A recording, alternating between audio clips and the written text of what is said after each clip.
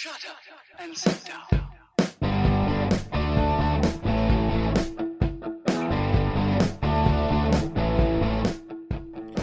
Welcome to Being on Stage, the only podcast that gives you motivation, inspiration, and confidence to be better on stage.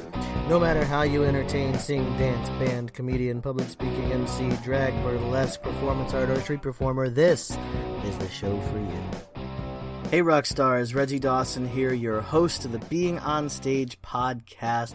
Welcome back. It's been about 4 days since I've done a podcast, and yes, I advertise podcast every day, but for those of you that don't know, I live in Florida on the East Coast, a little place called Hutchinson Island, and we just had it out with Dorian. He was just off our coast, the hurricane, working its way up the East Coast of the United States of America. And, you know, part of a hurricane here is preparation. A lot of preparation goes into getting ready for a hurricane in Florida. I live about a block from the beach, not bragging. It's a small apartment I share with my wife and my daughter and 2 dogs. But I will say we had a lot of preparation to do because we couldn't stay here during the hurricane. So we had to put the boards up on the windows, and that's a hassle in itself in the Florida heat. Boarding up your windows or putting up your shutters or anything like that. On top of that, you know, because we do live so close to the ocean. And listen, let me back up for a minute.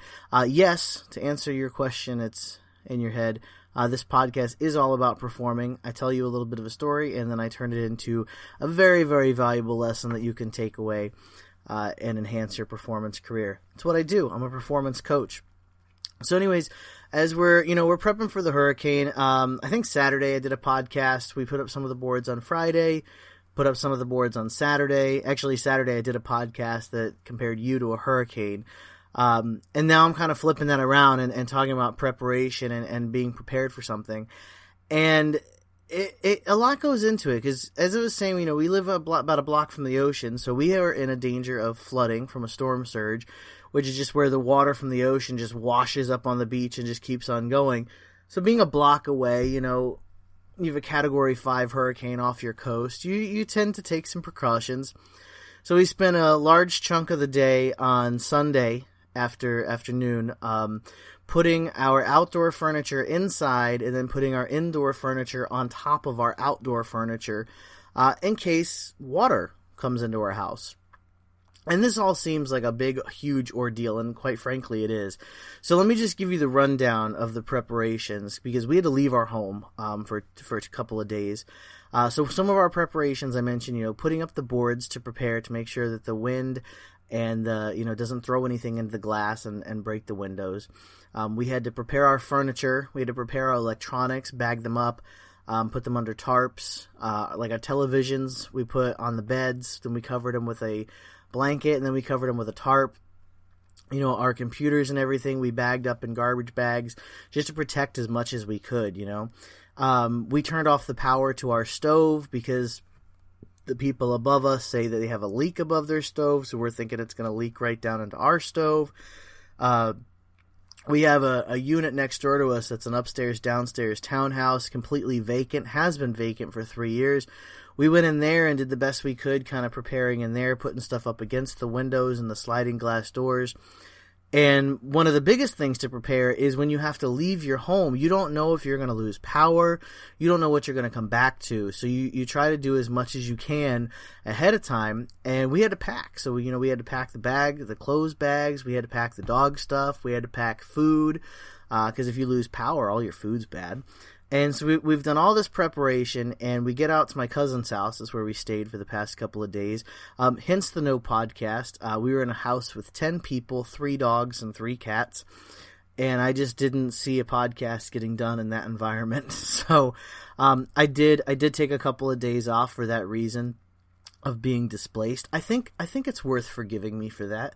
I hope so. I hope you can forgive me for leaving you hanging for a few days. But so, you know, we get out to my cousin's house on Monday morning, early afternoon, and we hung out there all Monday. I slept most of the time. I slept like 12 hours on Monday night and like 16 hours on Tuesday. It was crazy. I slept a lot. I do that during hurricanes. it's the weather because it's windy and it's rainy and it just, bleh. So I sleep. My wife hates it, and I try to change it. I can't. I sleep during a hurricane. So all this preparation and everything, and we're out there, and it turns out that luckily this hurricane did stay off of our coast. We got pretty close there for a minute. It hovered over the Bahamas, and man, the Bahamas got just wrecked. So prayers going up for them. Thank God that didn't happen to us. I don't know what I would have done myself. I don't know what those people are going to do to start. I mean, all you can do really is, start cleaning up and start moving forward. But for us, we did all this preparation, and it turned out we just got a little bit of wind and rain. And by a little bit of wind and rain, I mean 50, 60 mile an hour winds probably at our house. We only saw about 30 to 40 mile an hour winds out where we were staying at my cousin's house. And it kind of makes you feel pissed in a way. And I'm not discounting what happened to the Bahamas in any way, shape, or form, but as someone who, we spent the time to put the boards on the windows, we raised our furniture off the ground. I mentioned everything that we did, and then to just get a little bit of wind and rain, and it kind of can make you feel disappointed. That sounds terrible to say, but it can. And I talked to my wife about this too, and we kind of agreed that, man, we did all this stuff for nothing. Like, we could have just sat in our backyard, no boards in our house, and just sat back there hanging out during most of the storm. Like, it was that kind of day, really. They didn't even shut down the bridge that goes over to our island. So it was nothing. And here comes the lesson. Thank you for listening to this story for 6 minutes. Here comes the lesson. As performers, sometimes that happens during a show. We get all into our preparation and into our planning, and then when it comes time to do the show, it just kind of fizzles out. Like it doesn't pack the punch that we intended it to pack, or that we prepared for it to pack. And there's multiple things could happen. The day could come and maybe you're over rehearsed and you're just tired of it. Other things could be the crowd's not feeling like it. Just there's no feeling in the crowd, kind of getting you amped up a little bit, and it sucks. It really does. It sucks to have all that preparation. And the worst I think that happens to anybody is you prepare for this big show, and there's like 6 people in the crowd. And that's happened to me a few times. It's disheartening. It sucks. I mean, it sucks. I'm not going to lie. It freaking sucks to put all your work into this show, into this performance, and then for it to just be kind of like, yay. And that's it. Oh, come on. It sucks. But I'll tell you, as someone who's been through many, many hurricanes and someone who's been through many, many performances, I would prepare the same every single time. When I'm being threatened with a hurricane coming from my house and my family, I'm going to prepare the same way every single time, whether it's going to turn away from us or it's going to come straight through us. I'm going to still do the same preparations every time, because you don't know. And the same thing with performing is, you're going to have these shows that just kind of fizzle out, and, you spend all this time preparing for, and it's just not what you envisioned in your head. And it's disheartening. It can really send you back a little bit and kind of make you question what you're doing. But you got to treat it the same way a Floridian treats a hurricane. You prepare the same way regardless how the last show turns out. You still continue to put all your heart into the preparation. You still continue to plan. Because no matter what happens, eventually your preparation is going to pay off. So I'm sad to say that eventually, my preparation for a hurricane is probably going to pay off. We are going to get hit with a hurricane. It's inevitable. It's going to happen. It's happened 3 times in like 3 years now, 4 years. So it's one of those things that it's going to happen, and you have to continue to prepare. As a matter of fact, I actually got interviewed from a news station in Orlando, and when they interviewed us, they asked, so what do you think about the storm? You taking it serious? Are you staying optimistic? And I told them the truth, and I'll tell you the truth. You got to take it all serious. Whether it's a hurricane or a performance, you got to take it serious, but you also have to stay optimistic. You have to take it serious. You have to prepare as if you're getting on stage in front of thousands of people, and you have to stay optimistic that it is going to happen, and there are going to be people there, and there are going to be you're going to have a performance. So you have to stay optimistic about it as well.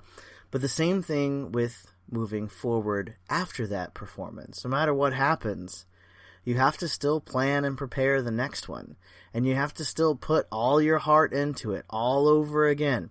Because I'll tell you, if I wake up tomorrow and the news is saying that the hurricane is coming back around, I'm going to do all the same stuff all over again and not even give it a second thought. And you have to do the same thing with your performance. You have to prepare and plan and rehearse and prepare. And I say prepare a lot, but you have to.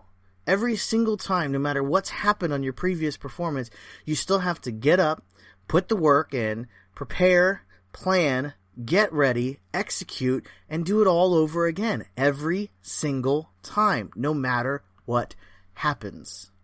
It's part of what you do. It's part of who you are. And it's that step to becoming that performer that you want to be. So, no matter what, plan and prepare and pray for the Bahamas. I guess that's the message today is prepare your shows, keep putting in the work, keep putting in the heart, keep putting in the effort. No matter what happens, just keep going.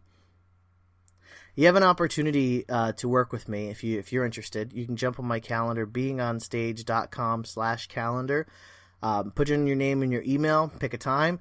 I'll call you at the date and time that you select, and let's get it going, Let's get you planning and preparing your next show and your next and your next and your next show.